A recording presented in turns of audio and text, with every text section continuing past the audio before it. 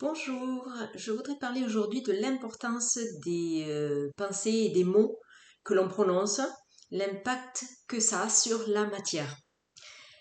Alors, en fait, pour apporter un peu quelques preuves sur ce thème, donc je voudrais me baser sur les travaux du docteur Masaru Emoto, que vous connaissez sans doute, il a fait un travail sur l'eau, la mémoire de l'eau. Et donc, bon, son expérience, je la résume vite fait. Donc, il a fait une expérience, euh, il a congelé de l'eau. Il a mis cette eau en contact avec des mots positifs et des mots négatifs. Donc, une fois que l'eau est congelée, des cristaux apparaissent et il se passe quelque chose de surprenant, c'est que la forme des cristaux est variable selon que l'eau a été mise en contact avec des mots positifs ou des mots négatifs. Alors, les mots positifs et gratifiants ont formé de beaux cristaux et à l'inverse, les mots négatifs dégradants ont formé des cristaux inachevés, non harmonieux et déformés. Alors, cette expérience, elle est quand même assez importante et je trouve dommage d'ailleurs que elle ne serve pas de base pour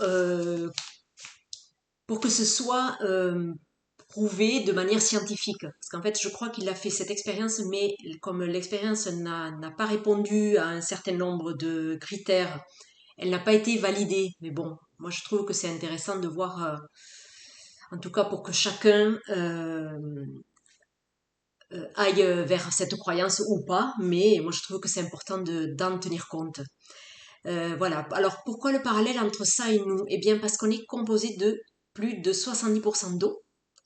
Donc si les cristaux ont réagi de cette manière, il est logique que notre eau réagisse de la même manière aux mots positifs et aux mots négatifs qu'on entend, qu'on se dit nous-mêmes, hein, quand on se juge, quand on se dit oh c'est pas bien ce que tu as fait, machin.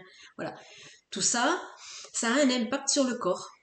Voilà, donc autant être vigilant quant aux mots, aux pensées déjà que nous entretenons et les mots que nous prononçons.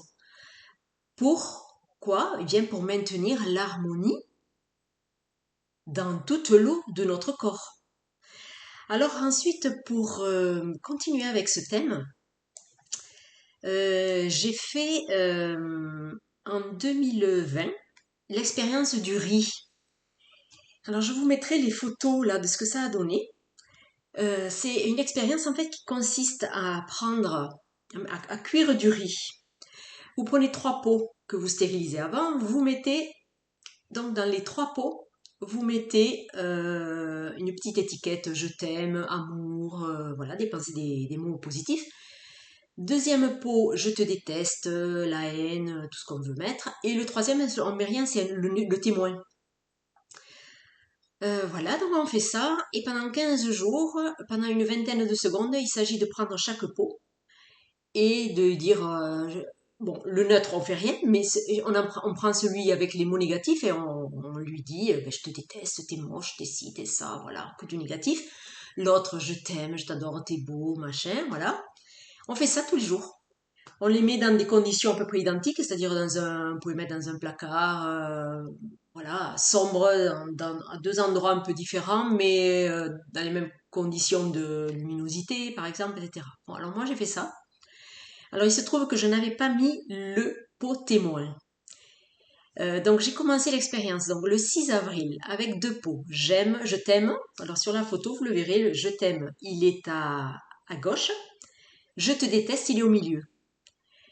Et donc,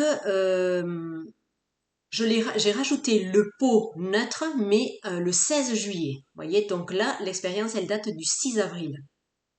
Vous allez comprendre pourquoi, quand même, c'est important, ces histoires de date.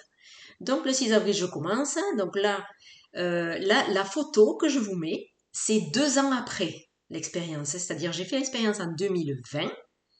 J'ai pris les photos quasiment 2 ans après, 2022. Et je les avais gardées dans le placard pour voir un peu comment ça a évolué. Et bien, vous allez voir que quand même, celui de complètement à gauche, c'est le pot Je t'aime. Il a conservé son aspect normal. Le riz, il est encore entier 2 ans après. Alors que on pourrait penser quand même qu'il aurait pourri, parce que je sais pas, dans un pot comme ça, bon voilà. Celui du milieu, Je te déteste, il est rose. Alors bon, à croire que j'en vois pas des pensées très méchantes parce qu'il n'a pas noirci. Il y a des gens qui obtiennent un résultat vraiment où le riz devient tout moisi, tout noir. Moi, c'est devenu rose, mais bon, vous allez si vous regardez la photo, c'est de la bouillie, c'est-à-dire on distingue très difficilement que c'est du riz.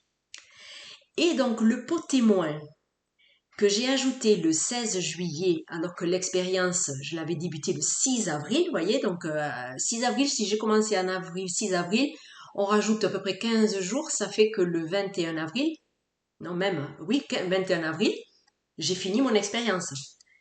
21 avril, donc il y a jusqu'à fin avril, mai, juin et jusqu'à mi-juillet, c'est-à-dire que presque 3 mois après, j'ai rajouté le pot témoin.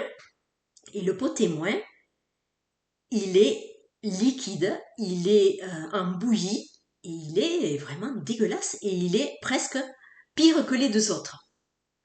Alors ça, c'est très surprenant. Mais moi, la conclusion que j'en ai tirée, c'est que, regardez, le pot de gauche, les pensées positives, eh ben, ça conserve. Celui du milieu, qui est rose en bouillie, ben, c'est les pensées négatives, ça dégrade. Mais le pot témoin, c'est-à-dire l'indifférence, parce qu'en fait, je m'en suis pas occupée du tout. J'ai ni de pensées positives, ni de pensées négatives. C'est-à-dire, je fais comme s'il n'existait pas, ce truc. Eh bien, l'indifférence, c'est pire que tout. Il est encore pire que le deuxième sur lequel j'ai projeté des pensées négatives. Voilà. Alors, j'ai trouvé ça assez étonnant. Voilà ce que je voulais dire à ce sujet. Je voudrais revenir sur le docteur Masaru Emoto qui affirme: Je crois que notre planète est malade. La cause provient de l'altération de son harmonie. L'homme en est responsable, il doit y remédier. Apportez l'harmonie dans votre mariage, apportez de l'harmonie dans votre famille et apportez l'harmonie aux gens de votre entourage. Avec ce genre de pensée, vous pouvez mettre en place les fondations d'un monde qui sera de plus en plus harmonieux. Voilà, alors ça rejoint tout à fait ce que je dis quand le fait d'élever ses enfants soi-même et d'essayer d'apporter de l'harmonie dans sa famille, etc. Si chacun, nous faisons cela déjà à notre niveau et nous l'élargissons au cercle des amis, du travail, des collègues de travail, etc. Déjà, si chacun fait ça, ben, ça ne peut qu'aller de mieux en mieux, voyez. Donc voilà la responsabilité de chacun si on veut que ce monde s'améliore. Voilà ce que je voudrais dire à ce sujet. Voilà, après, donc il y a les 4 ou même les 5 accords toltèques de l'écrivain qui s'appelle Ruiz et qui dit que votre parole soit impeccable parce que voilà, il y a de nombreuses personnes qui ont remarqué donc, mais bon, on n'a pas besoin des autres pour se rendre compte en fait l'impact que ça a sur nous. Si quelqu'un vous dit quelque chose de pas gentil, eh ben, ça fait pas le même impact qu'un truc, un petit compliment ou voilà, ou quelque chose de gentil, vous voyez, voilà. Donc, déjà, ça nous fait pas plaisir, et donc, voilà, sachez que ça déstructure un peu la matière. Voilà ce que je voulais dire.